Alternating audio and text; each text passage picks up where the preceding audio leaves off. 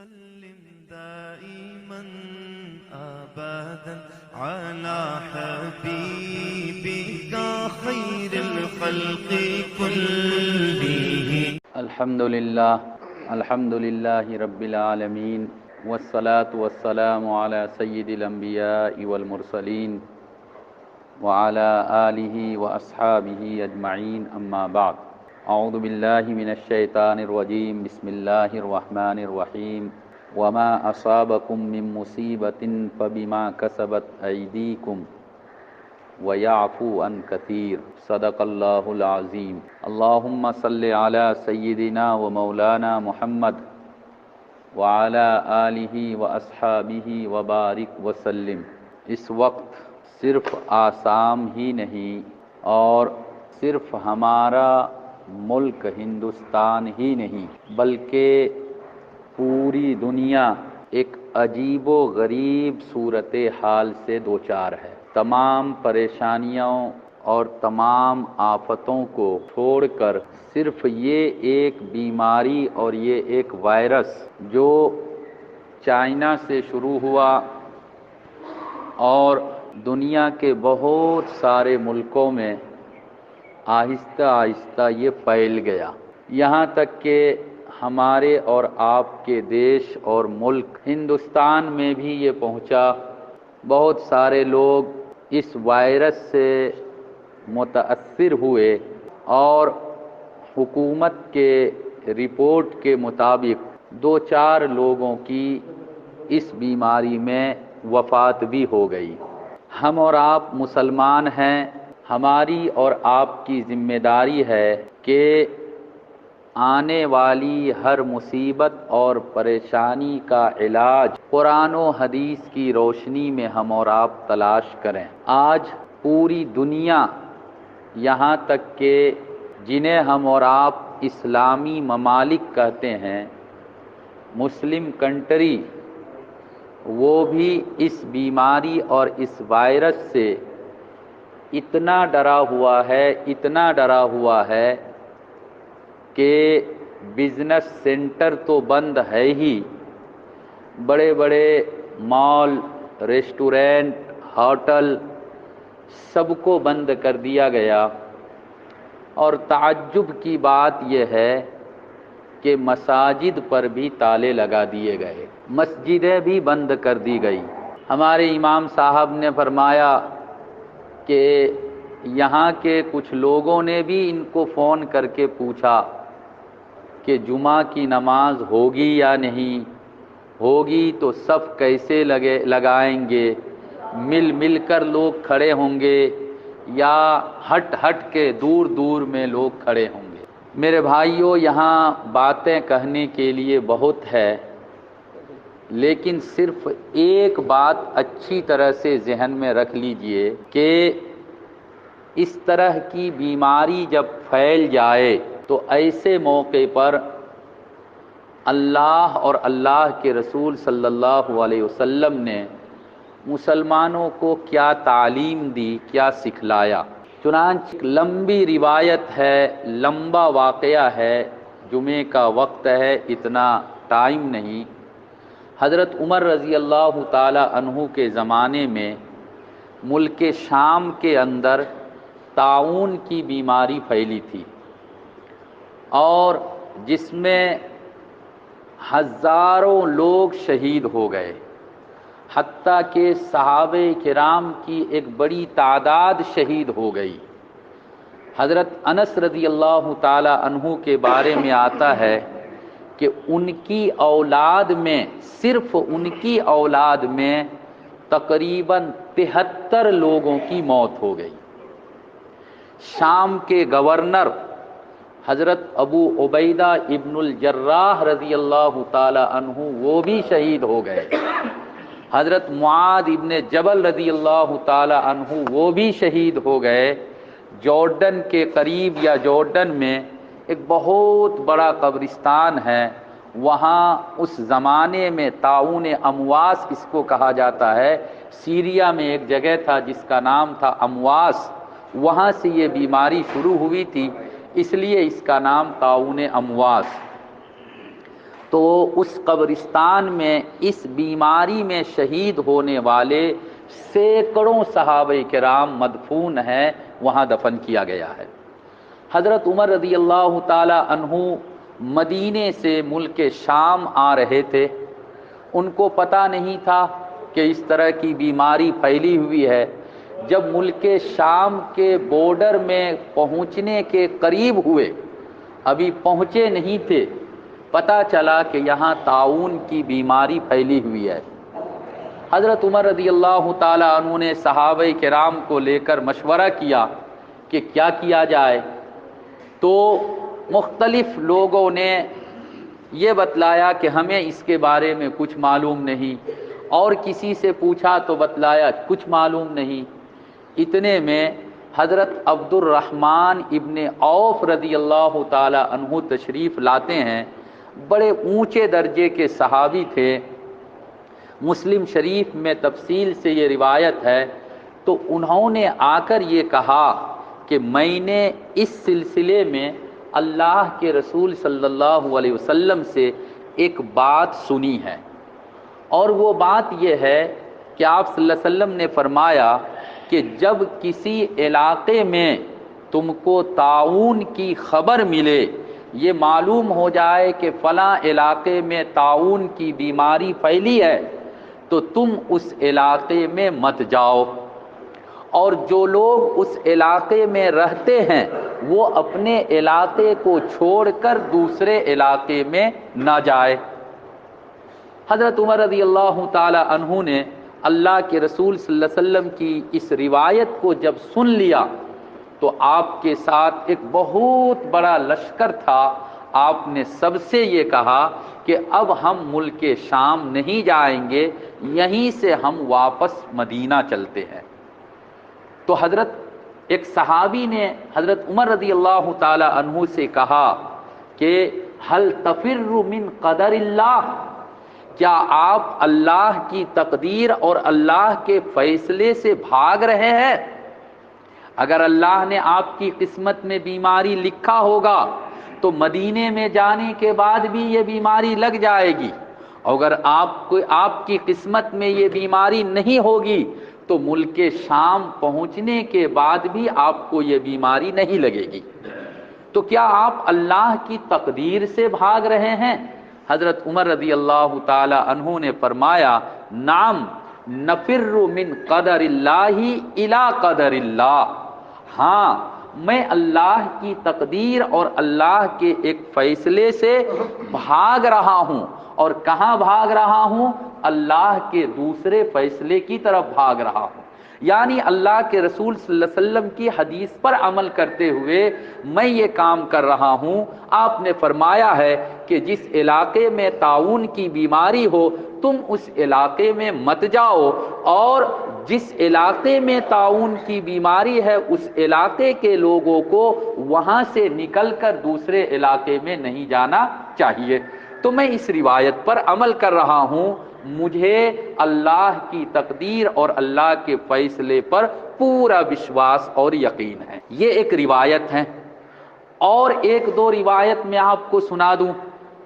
ایک حدیث کی کتاب ہے غالباً مجمع الزوائد، حضرت حسن رضی اللہ تعالی عنہ سے روایت ہے کہ اللہ کے رسول صلی اللہ علیہ وسلم نے فرمایا کہ جب کسی کو جذام کی برس کی بیماری ہو، برس کو شاید دولبیتا بولتے ہیں، ہاں ایسے کچھ بولتے ہیں آپ کی زبان میں، تو جب کسی کو برس کی بیماری ہو آپ صلی اللہ علیہ وسلم نے فرمایا کہ تم اس کو غور سے مت دیکھو، غور سے مت دیکھو۔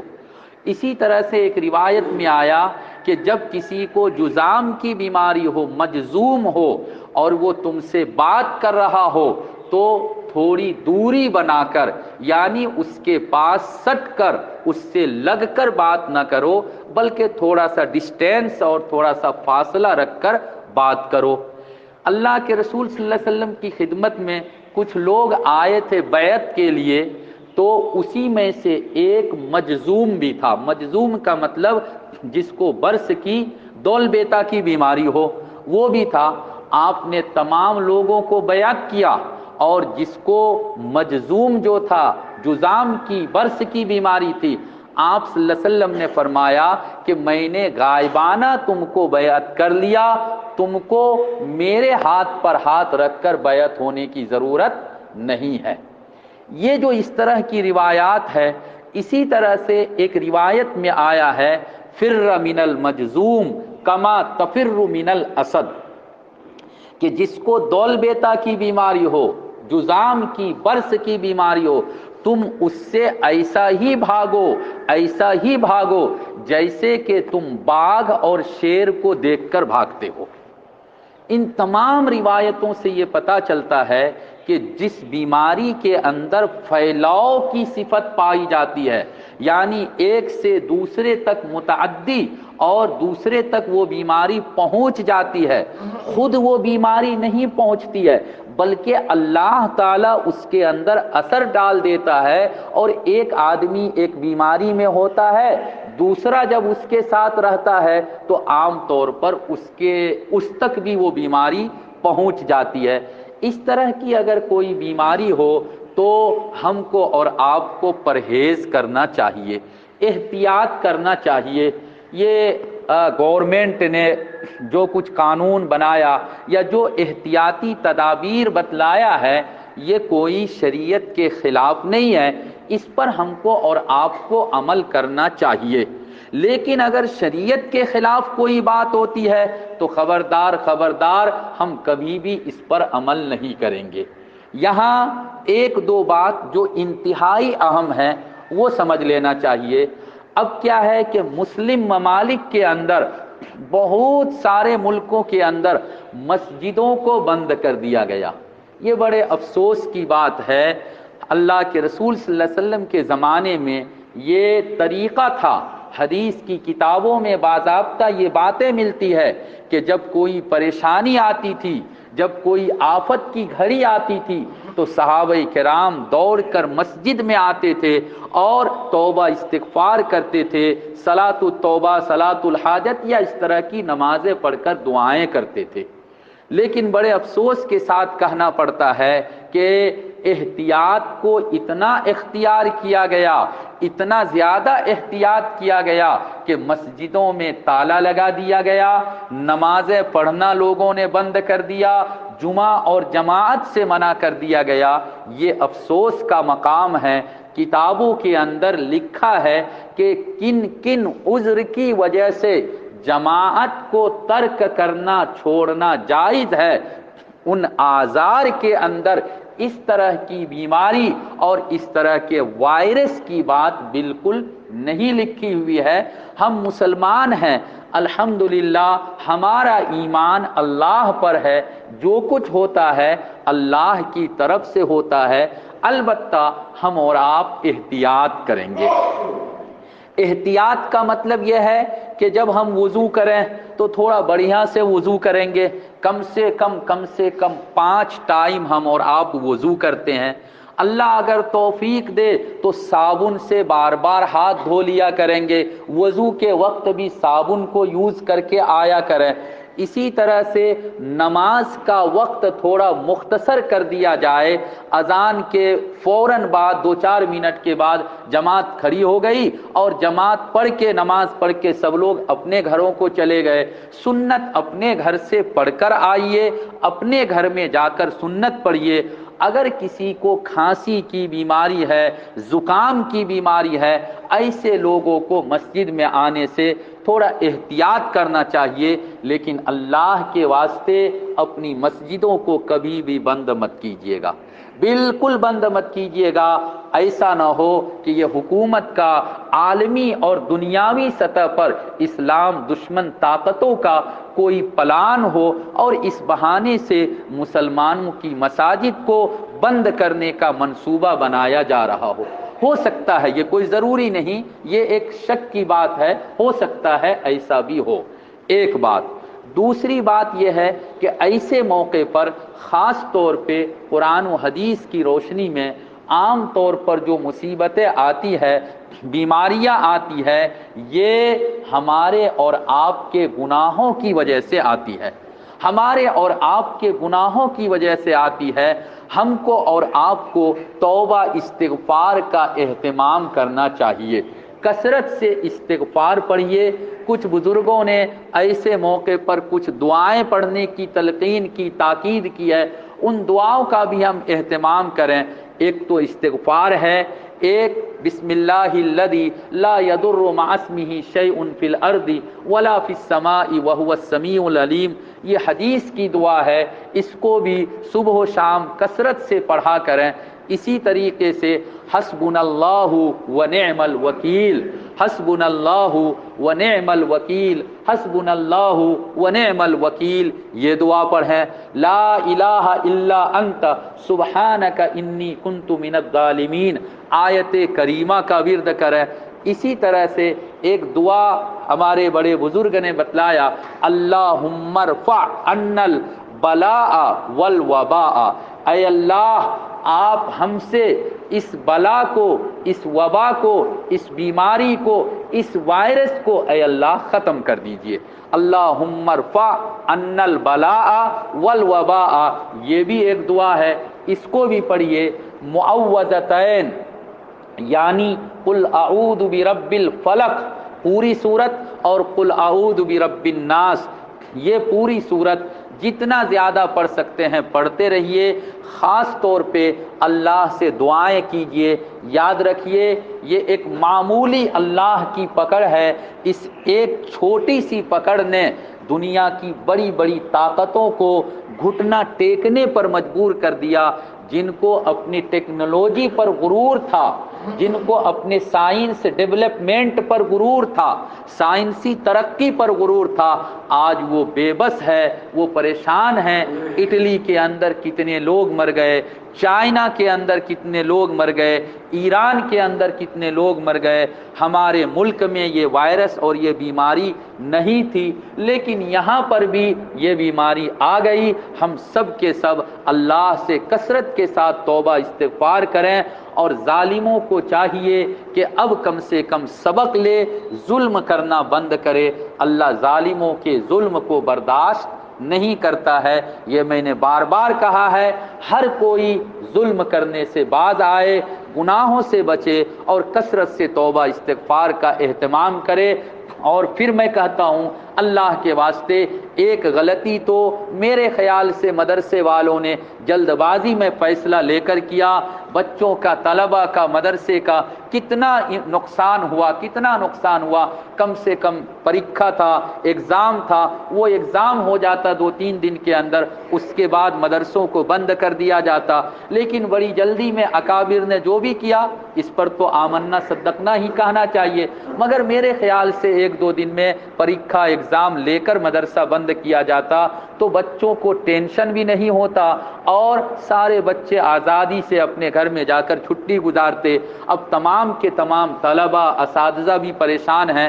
خیر مدرسہ بند ہو چکا ہے، تقریباً سارے مدرسے بند ہو چکے ہیں، مسجدوں کو بھی بند کرنے کا ایک پلان، منصوبہ بنایا جا رہا ہے۔ بات آ رہی ہے اللہ کے واسطے مسجدوں کو بند نہ کیا جائے، چاہے 2-4-10 آدمی ہی آ کر نماز پڑھیے، لیکن 5 وقت مسجد میں نماز پڑھنے کی ہم اور آپ کوشش کریں، اہتمام کریں۔ ٹائمنگ کو تھوڑا شارٹ اور مختصر کر دیں۔ ٹرین اب بھی چل رہی ہے، کم سے کم ڈومیسٹک فلائٹ ابھی بھی چل رہا ہے، جس میں کم سے کم 40 پیسنجر تو ہوتے ہی ہے، ورنہ اس سے زیادہ بھی ہوتا ہے۔ اس کا مطلب یہ ہے کہ 40-50 آدمی ایک ساتھ جمع ہو سکتا ہے۔ جو میں نے بتلا دیا، جس کو نزلے کی بیماری ہے، زکام کی بیماری ہے، ایسے لوگ اپنے گھروں میں نماز پڑھ لیں تو پڑھ لیں، لیکن میرے نوجوان بھائیوں ایسے موقع پر خاص طور پر زیادہ سے زیادہ مسجدوں کو آباد کرو، توبہ استغفار کا اہتمام کرو۔ اللہ تعالیٰ پوری دنیا سے اس بیماری کو دور فرمائے، ختم فرمائے۔ وآخر دعوانا ان الحمدللہ رب العالمین۔